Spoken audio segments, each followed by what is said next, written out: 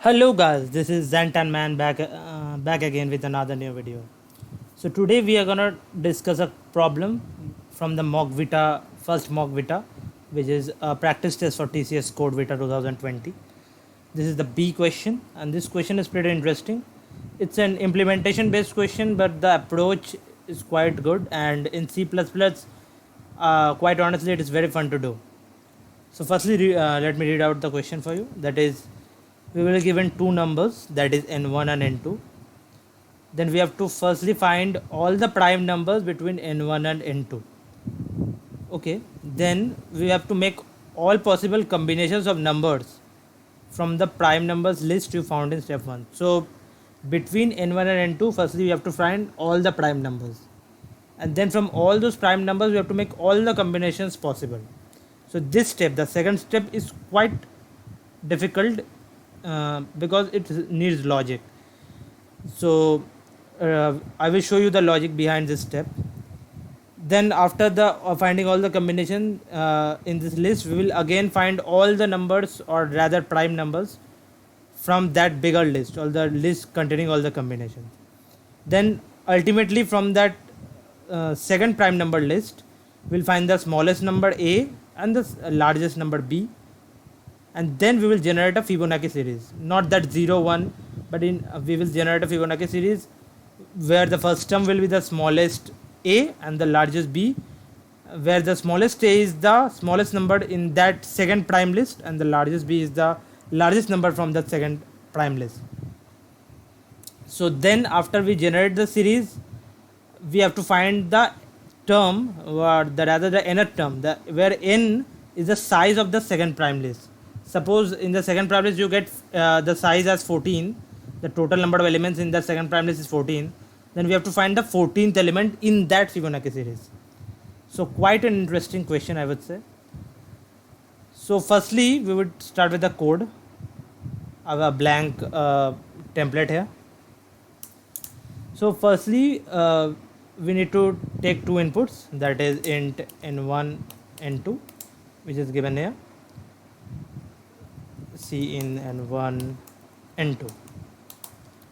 After that we need a container for storing all the prime numbers between n1 and n2. So let us make a container vector int all primes. Okay, now since the constraint is pretty small, let me check the constraint once. The constraint is n1 and 2 both greater than 2 and less than equal to 100. So we can do it naively, or rather I should say the brute force approach will work fine here, because other than that it's gonna be tough, because finding all the combinations of a huge number of a huge list is very difficult, and it's very time consuming as well. So the brute force method is quite easy. So we will have to iterate for int I is equal to n1, I less than equal to n2, I plus plus. We'll have int flag equals to true. Now, so the first for loop is I is equal to n1, I less than equal to n2, I plus plus. Int flag is equal to true. I will make you understand everything. So first we will traverse through the whole range, that is from n1 to n2. Now for checking whether it is a prime or not, whether the number is a prime or not, we'll use another loop, that is for int j is equal to 2, j less than equal to sqrt I j plus plus. So any number which is divided by 2, or any other number except the number itself and 1, can be called a composite number. So for example, if a number is 6, it can be divided by 2, it can be divided by 3, so it's not a prime number. So any number, if it's get divided by 2 or less than the square root of that number, we will not count that number as a prime. So this is the second loop is only for checking. So what will I do is, let's check all the numbers, that if I mod j equals to 0, okay, it means if I divide I any number by j, that means it's not prime. You're getting it right, because this gets divided by j, which j can be anything from 2 to square root of I. if it's get divided by j and leaves zero remainder, then it's a composite number. So we'll definitely make flag is equal to false and break. And now after that loop, for every number we are checking through this region from 2 to the square root of that number, and then if flag is equal to false, we will check here after this first loop that if flag is equal to true, that means that flag is only true when this condition is not satisfied, that no number from 2 to square root of I divides the first number, that is I. So that means that number is a prime number. So what we will do is all primes dot pushback I. This means if the number is a prime number, we will push it back to the container which is all primes. So done. So this is the first step. Now let us check it out whether we are getting the correct output or not. We can check it out by simply traversing that all primes list, less than all primes dot size I plus plus, cout all primes I.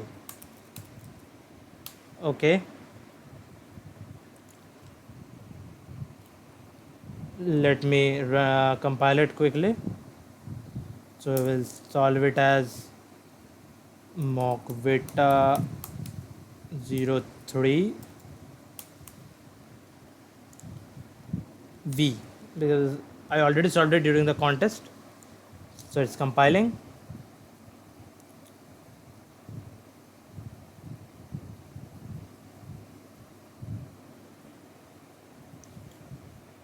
Let's compile.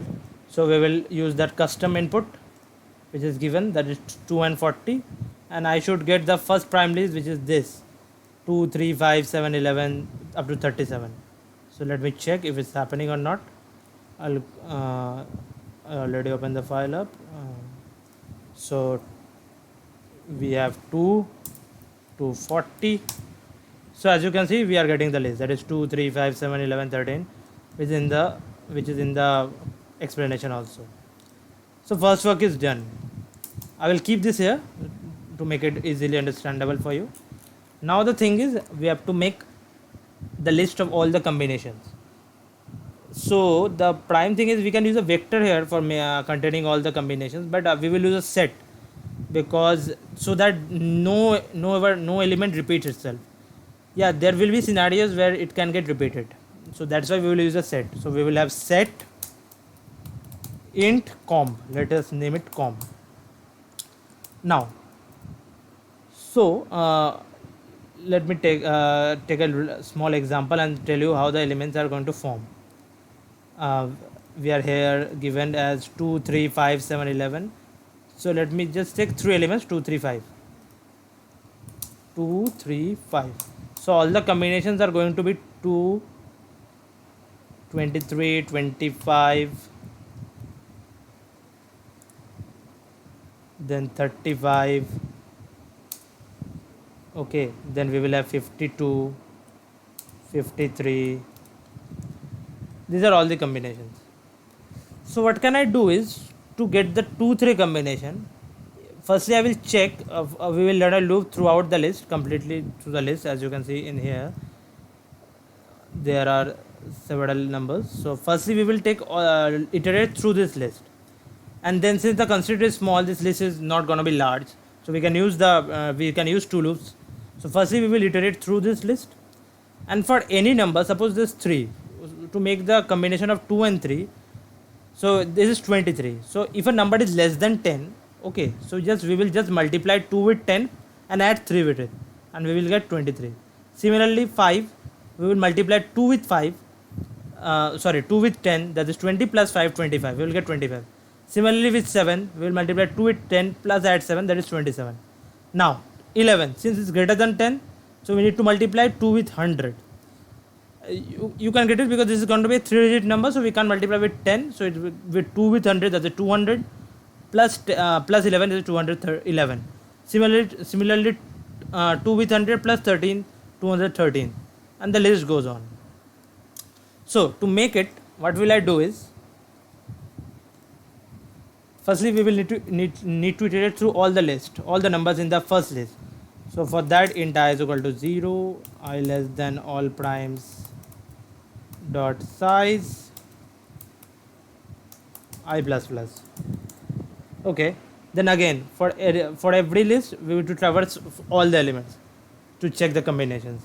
So firstly traversing through the whole list and then traversing again for int j is equal to 0, j less than all primes dot size and j plus plus. Got it? Now we will have to write a condition so that I and j never collide. So the two numbers, 2 doesn't combine with 2 itself. So 22 is never an option. Okay, we are getting it. We will get wrong answer. So simply we will write if I not equals to j, and then our job.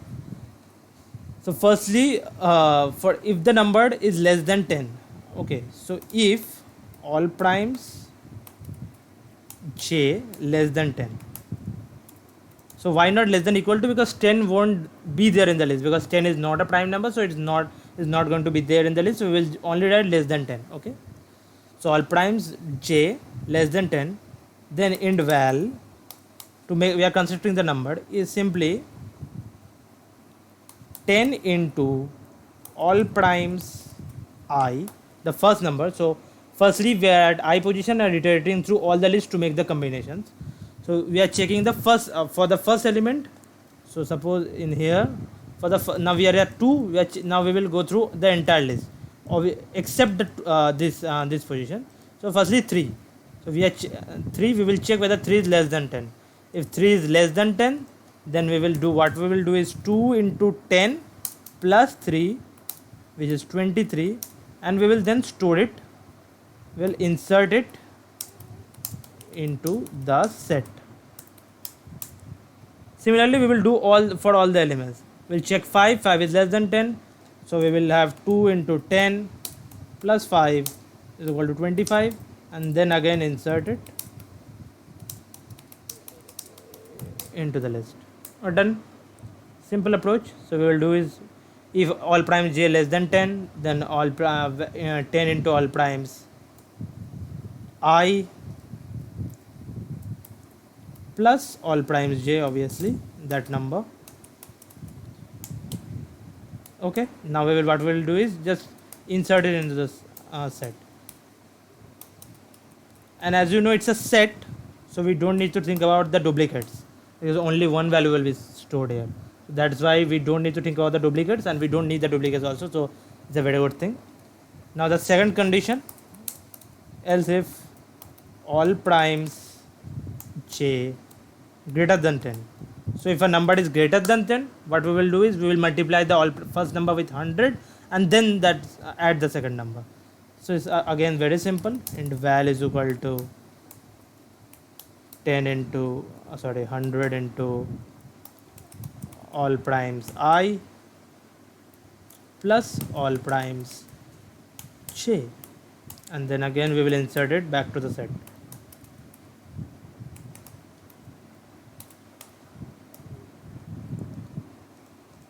Okay, so we have done it. This will give us all the combinations. Okay, I will show you. I'll make it run. So just understand the logic here. So why only 10 and 100 we are doing? Because the list we will only have numbers in the range of 2 to 100 because of the constraints given. So the constraint given, as you can see, the constraint given is n1 n2 less than 2 to 100. So definitely the numbers will be between 2 to 100. So we only have to worry about 10 and 100, multiplying it with 10 and 100. Other than that, we can do if it's a large number, we can do it in other ways. We will mod by 10 and check how many. How much power of 10 is required to get the number.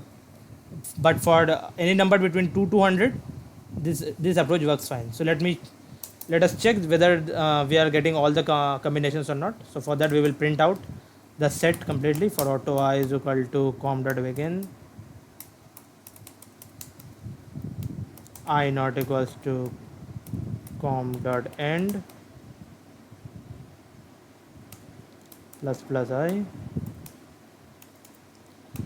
cout auto I, and we will have space. Auto I is equal to com dot begin, I not equal to com dot end, and plus plus I. So this will give us all the combinations. So let us run it. We will have 2, we will have 40, and voila. So you are getting confused because this is also there. Let us give a cout endl here, so that is both the lists are different. 2 40. So as you can see, the first list is all the primes list, and then we are getting all the combinations. All the combinations we are getting, and you can check it with the given explanation also. As you can see, all the combinations, this and this is completely equal, but it is, since it is sorted, it does our job. We get an advantage because it's already sorted. I will show you where the advantage comes. It's already sorted, so it's done. So what are our jobs? We first made all the prime numbers. We rather find out all the prime numbers between n1 and n2. Then we made all the possible combinations from the first list. Now we will, from this second list, all the combinations, we will find all the primes present in the second list. So it's again a repetitive job, but nevertheless we are going to do it. So for that, firstly make another vector int prime comb, and we will assign the sets value to vector because it's easy to work with vector. Will com dot begin, comma com dot end. So this syntax here, what it does is it assigns all the values of the set to this prime com vector. Okay. Now we have to make another vector, which is the vector of final list, final primes, all the primes. So final list. This vector is only for getting all the set values to vector, so we can access it easily. Now again putting all the prime numbers of that combination list, getting all the prime numbers of the combination list and storing it into this container, which is the final list. This is again another repetitive job. We will do it, simply do it for int I is equal to 0, I less than prime comb dot size I plus plus. Okay, again another bool flag is equal to true. So firstly, now we will go through all the elements in this vector. Okay, that prime com vector, which is typically the set, because we have transferred all the elements of the, rather copied all the elements of the set to this vector. Okay, so this vector contains this list, the entire list.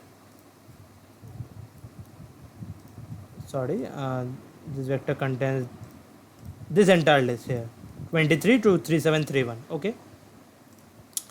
So now again for the checking of the prime numbers, as I told you, for in j is equal to 2, j less than equal to sqrt. In place of I, since we are traversing each element of prime com, so what will I do is sqrt prime com I, simple, then j plus plus.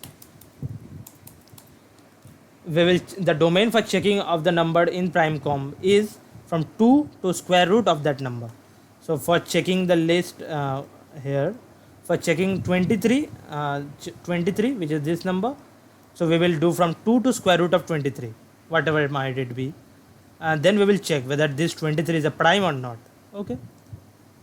Since this is, as I told you, since it is already sorted, for finding the largest and the smallest element in the end, we don't need to sort the final list once more. Okay, so since it is already sorted, so we will check again the simple approach. If prime comb I mod j equals to 0, if prime comb gets divided by j and leaves the remainder 0, then flag is equal to false, break. Done. again the same checking which we did in the first part. If flag is equal to true, which means that prime com is not divided by any of the values from 2 to square root of prime com, then we will simply add the prime com value to our final list. So final list dot pushback prime com I, obviously. Done. So this will do our job. In the final list we will have all the primes from the list of combinations. So now to check that, we will print out the final list. Parent I is equal to 0, I less than final list dot size I plus plus cout final list I. And to make it more clear, we will add a cout endl here because we are printing 3 lists here. Okay, let me compile it and then again give the same inputs 2 and 40. So as you can see, the 3 lists, the first list 2 3 5 7 11, then the combination list up to 3731, and then we have extracted all the prime numbers which are in this combination list, the prime numbers from 23 to 3179. So as you can see, since this was sorted, all the prime numbers are already sorted. So just for figuring out the smallest and the largest number is pretty easy for us. Okay, and the size we will eventually get the size by final list dot size. Okay, so now before making the Fibonacci function, we'll firstly have 3 variables. Int smallest is equal to final list 0, since the final list is already sorted. Int greatest is equal to final list, and we will have final list dot size. Okay, sorry, final list dot size minus 1, and int count is equal to final list dot size. So as you can see with the example, in the final list the smallest number is 23 and the largest number is 3719. Since this is already sorted, so we are just extracting 23 into smallest, final list 0, and the greatest number is final list size minus 1. The size may be anything, size minus 1 gives us 3179. So with the explanation in the code, the smallest is 23 as you can see, and the largest is B 3179. Done.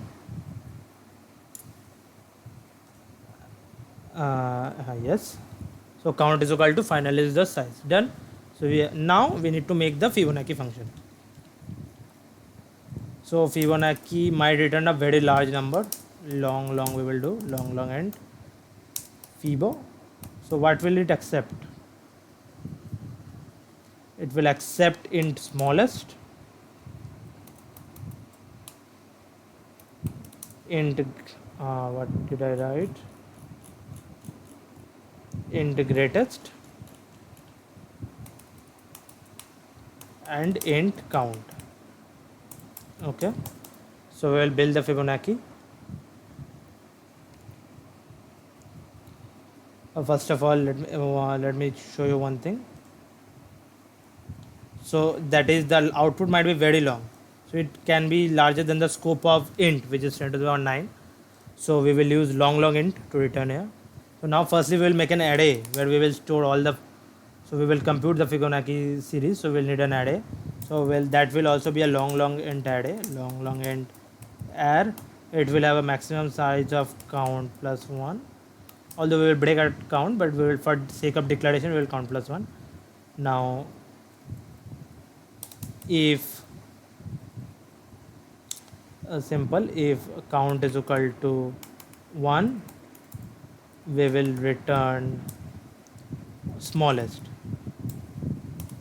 Okay, because already the first element of the Fibonacci series is going to be the smallest, then the second element is going to be the greatest as written in the code. Also again we need to do one thing, which we will do is add 1 is equal to smallest. We'll first define this. R2 is equal to greatest. Okay. So the first element, as you can see, the first element in the Fibonacci series, and second element. So R1 is equal to smallest, R2 is equal to greatest. If count is equal to 1, we will return smallest. Else if count is equal to 2, we will return greatest, because the second element greatest. Else we will need to compute. So for computing, for int I is equal to 3, because we already have the first two elements. So for I is equal to 3, I less than equal to n, count I plus plus. So we will build the array, which is add I is equal to add I minus 1 plus add I plus 1. Sorry, I minus 2. Sorry, my mistake. So as we know Fibonacci, so if we have the first two elements as 0, 1, then is the 0, 1. The third element will become 0 plus 1, that is 1. The fourth will become 1 plus 1, that is 2. And then the fifth will become 1 plus 2, that is 3, and so on. Similarly, we have stored the array 1 is equal to smallest, add 2 is equal to greatest, and now here we are just computing.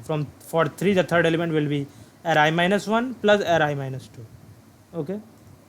So in this way we will compute the whole number, the complete number, and then we will return add count, because we need that number only.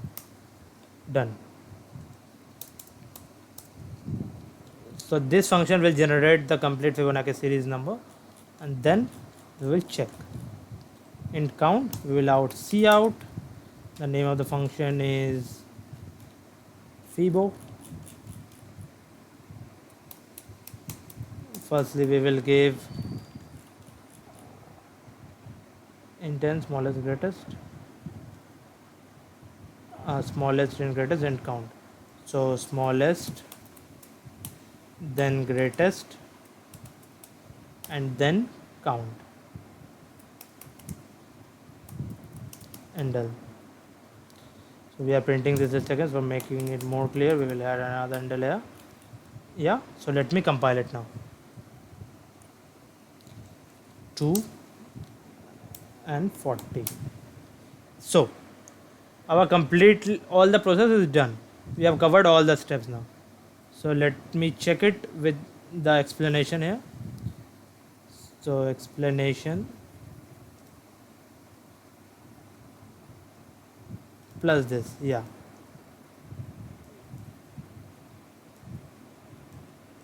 Yeah.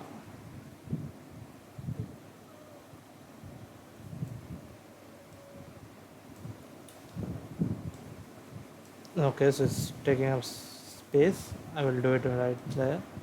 So explanation, first prime list, we have 2, 3, 5, 7, 7. So we have 2, 3, 5, 7, 11, 13, 17, 19, 23. Okay, done. The second prime list, which is 23 to 3, 7, 3, 1. We have the second prime list also here from 23, as you can see, 3, 7, 3, 1 is here. It's looking like that because we have cropped it. So from 23 to 3, 7, 7, all the combinations of the list. Then the second prime list, which is from 23 to 3719. As you can see, the second prime list here, it is not sorted. That's why it looks different. But 23 is here, and for us, our job is pretty simple because it's already sorted. So 23 and 3719, and then the final output will be 13158006689, and our final output is 13158006881. So first sample test done. Then we'll test it again for another sample test case. We'll close it. Okay, we'll compile it again. And the second test case is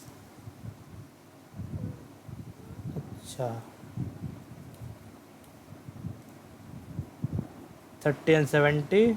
I don't have the screenshots of, but let me write it. 30 and 70. it works absolutely fine, and I think this was the output. Yeah, 2027041 was the output, and as you can see, all the steps is followed again. So all the prime numbers between 30 and 70, 31, 37, 40, 43, 47, 53. Then all the combinations of all those numbers is here, and then the prime numbers from all those combinations, and then finally the Fibonacci output. So this was quite a long question because there are so many steps. Firstly this, then this combination. The tricky step was the combination step. In Python I would say it's quite easy to make the rather find out the combinations, but in C++ it's a bit difficult, but eventually we did it.